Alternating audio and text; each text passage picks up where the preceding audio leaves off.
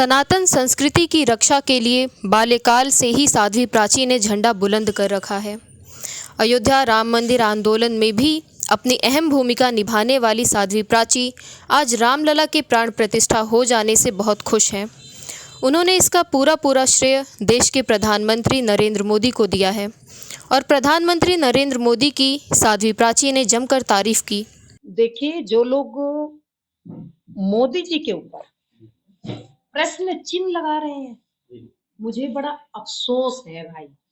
उनकी बुद्धि पर मुझे बड़ा तरस आता है। मोदी जी कोई साधारण आदमी नहीं है, मोदी जी तो फरिश्ते हैं।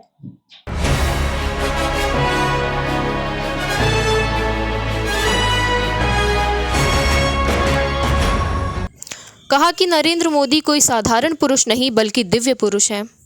भगवान रामलला के प्राण प्रतिष्ठा के समय 11 दिनों का कठोर व्रत रखना ये किसी साधारण व्यक्ति के बस की बात नहीं है।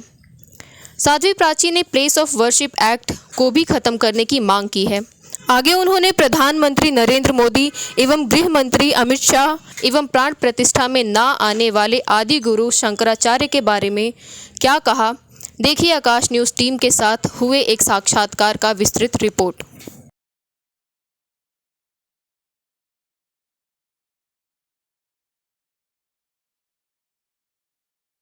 देखिए, जो लोग मोदी जी के ऊपर प्रश्न चिन्ह लगा रहे हैं, मुझे बड़ा अफसोस है भाई। उनकी बुद्धि पर मुझे बड़ा तरस आता है। मोदी जी कोई साधारण आदमी नहीं है, मोदी जी तो फरिश्ते हैं। राम मंदिर के लिए हमने 500 साल की लड़ाई लड़ी, 30-32 साल मुझे खुद हो गए। कितनी हमने यातनाएं सहन की और मोदी जी ने एक झटके में मंदिर को भव्यता प्रदान करा। ये कोई साधारण इंसान के काम नहीं है, ये तो कोई दिव्य आत्मा, श्रेष्ठ आत्मा, निश्चित रूप से देव ऋषि आत्मा।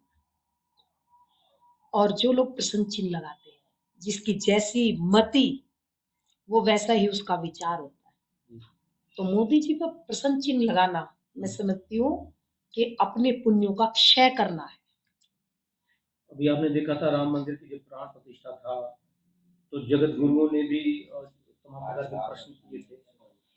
देखिए, मैंने बताया ना, जिसकी जैसी मति होती है।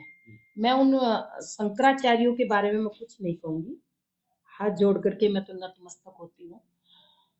लेकिन मोदी जी ने जो करके दिखाया, 11 दिन का अनुष्ठान, तपस्या, साधना, दिनचर्या में परिवर्तन, देश का प्रधानमंत्री, हमने कभी नहीं सोचा था कि ऐसे भी दिन आ सकता है।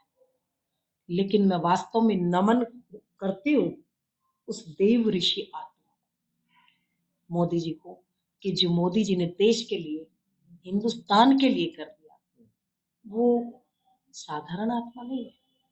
क्या केवल धर्म के लिए किए गए कार्यों से काम चलेगा या फिर और भी तमाम प्रकार के विकास की आवश्यकता होती है? मुझे आप ये बताइए, मोदी जी ने कौन सा विकास का काम नहीं किया भाई? सड़कों का जाल पूरे हिंदुस्तान के कोने कोने में बिछा दिया।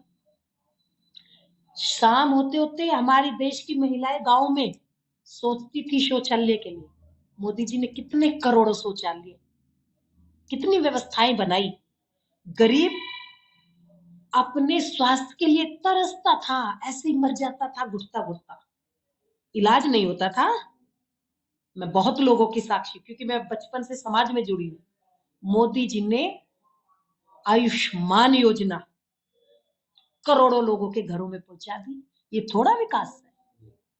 धर्म को उन्होंने संग लिया है, तो एक गलत क्या किया है भाई? धर्म के साथ राजनीति, राजनीति धर्म के बिना अधूरी है, अंधी है। देश में 60-70 साल तक राजनीति बिना धर्म के जो चलती रही, वो अंधी राजनीति, केवल मुस्लिम तुष्टीकरण की राजनीति, उसका परिणाम था कि देश में हम नंबर 1 के होते हुए भी 2 के लोग जाने जाते थे। आज हमें अपने आप पर गौरव है, हमें गर्व है कि हम हिंदुस्तानी हैं। पूरे विश्व के अंदर मोदी मोदी हो रहा है।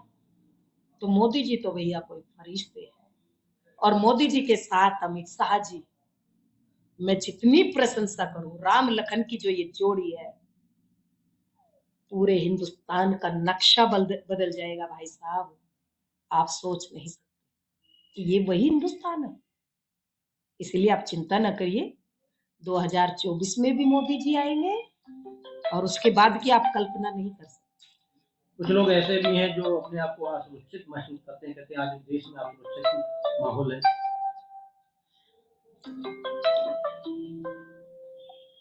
देखिए, जो लोग आज के इस वातावरण में असुरक्षित महसूस कर रहे हैं, तो जरा कल्पना करिए आप, यूपी के अंदर जब समाजवादी पार्टी की सरकार थी और मुजफ्फरनगर कांड हुआ था, दिन में निकलना दूभर हो गया था भाई साहब।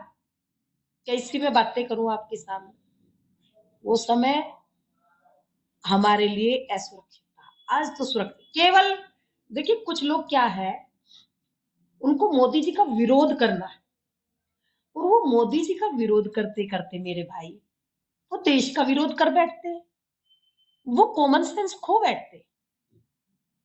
इसलिए मैं ऐसे लोगों के लिए कुछ नहीं कहूंगी। मेरी आस्था, मेरी निष्ठा, मेरी श्रद्धा मोदी जी और अमित शाह जी में अगाध है। मैं कह नहीं पा रही वो शब्दों को, मेरे पास कोई शब्द नहीं।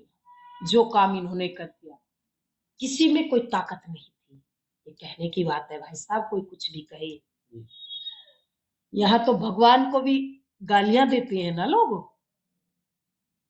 तो वो भी लोग हैं जो भगवान को गालियां देते हैं।